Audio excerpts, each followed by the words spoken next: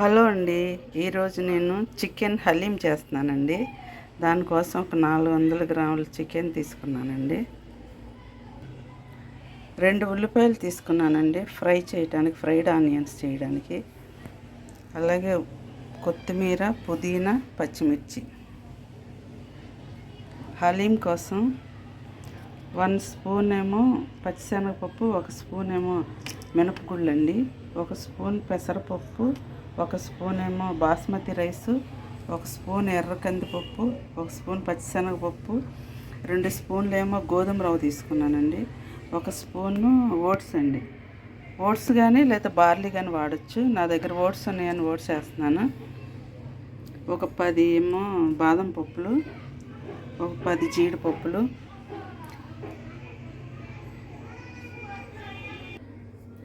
ఈ పప్పులన్నీ కలిపి బియ్యము పప్పులు అన్నీ కలిపండి ఒక 4 గంటల ముందు నానబెట్టేశానండి.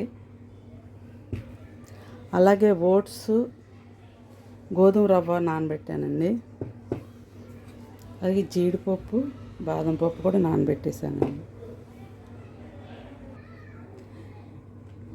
తోక మిరియాలు కూడా కావాలండి. తోక మిరియాలు, మామూలు మిరియాలు కూడా వేస్తారు. నా దగ్గర మిరియాలు లేవు, మిరియాల పొడి వేస్తానండి. ఓకేనండి, మొత్తం అన్నీ ఇవన్నీ కావాల్సిన పదార్థాలు. ఇప్పుడు చికెన్ ఉడికించాలండి. చికెన్ ఉడికించడానికి కొంచెం పసుపు, పచ్చిమిర్చి వేసానండి. పచ్చిమిర్చి, పుదీనా, కొత్తిమీర, కారం 1 స్పూన్ వేస్తున్నానండి. అలాగే కొంచెం సాల్ట్,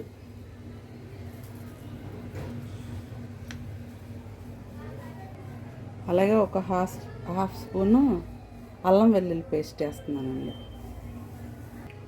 చికెన్ మునిగే వరకు వాటర్ పోసానండి. ఇది లో ఫ్లేమ్లో ఒక 5 విజిల్స్ వచ్చిన తర్వాత ఆపుతానండి చికెన్. ఓకేనా అండి. ఈ నానబెట్టిన పప్పులన్నీ కుక్కర్లో వేసి ఉడికిస్తున్నానండి. బాగా మెత్తగా ఉడికే వరకు ఉడికించాలి. ఒక సైడ్ చికెన్, ఒక సైడ్ పప్పులు ఉడికిస్తున్నానండి.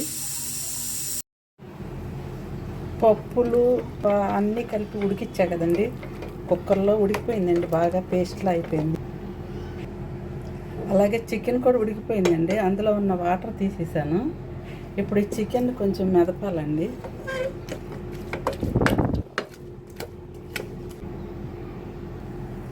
చికెన్ ఇలా స్మాష్ చేసేసానండి. ఆనియన్స్, జీడిపప్పులు ఫ్రై చేయడానికి ఆయిల్ వేసానండి. నెయ్యి కూడా వేస్తున్నాను. జీడిపప్పులు వేసానండి, ఫ్రై అవుతుంది. అలాగే ఆనియన్స్ కూడా ఫ్రై చేస్తానండి.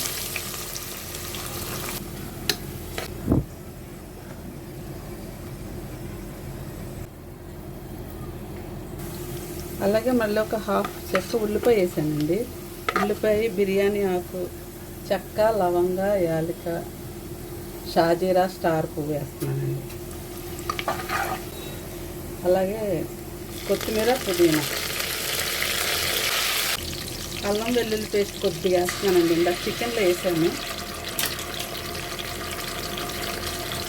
ఉల్లిపాయలు బ్రౌన్ అయిపోయినాయి కదండి. ఇప్పుడు జీడిపప్పు, బాదం పప్పు, నువ్వులు కలిపి చేసిన పేస్ట్ అండి.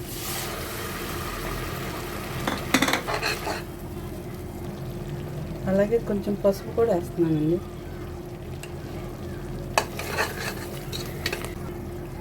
అలాగే చికెన్ కూడా వేసేస్తున్నానండి.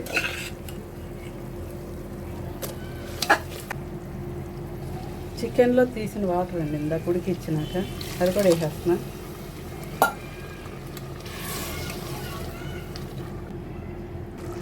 అలాగే గరం మసాలా పౌడర్ వేస్తున్నానండి. అలాగే కసూరి మేతి కూడా వేస్తున్నానండి. అలాగే ఉడికించిన పప్పులన్నీ పేస్ట్ చేసేసానండి మిక్సీలో వేసి, అది కూడా వేసేస్తున్నాను. ఇప్పుడు వాటర్ పోయాలండి.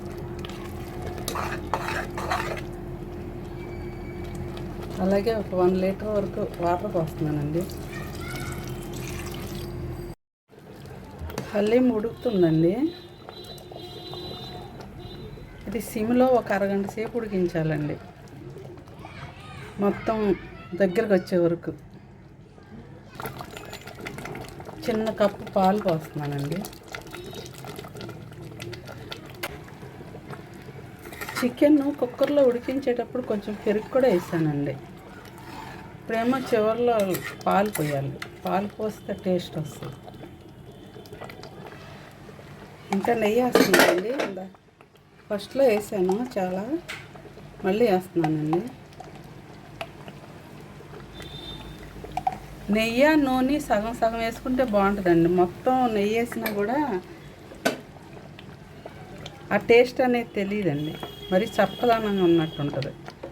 అందుకని నూనె కూడా వేయాలండి హలీంలో.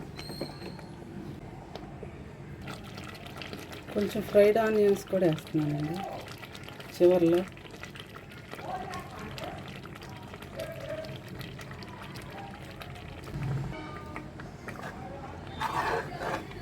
ఈ చిక్కదనం వస్తే సరిపోద్దండి హలీము, ఇంకా ఆరితే ఇంకా గట్టిగా అయిపోద్ది. ఈ నూనె నెయ్యి ఇలా పైకి తేలే వరకు ఉడికించాలండి. ఉడికించడం ఒకటేనండి కొంచెం లేట్ అవుతుంది, మిగతాదంతా ఈజీయేనండి. హలీం అంటే ఏదో చాలా కష్టం అది ఇది అనుకుంటారు.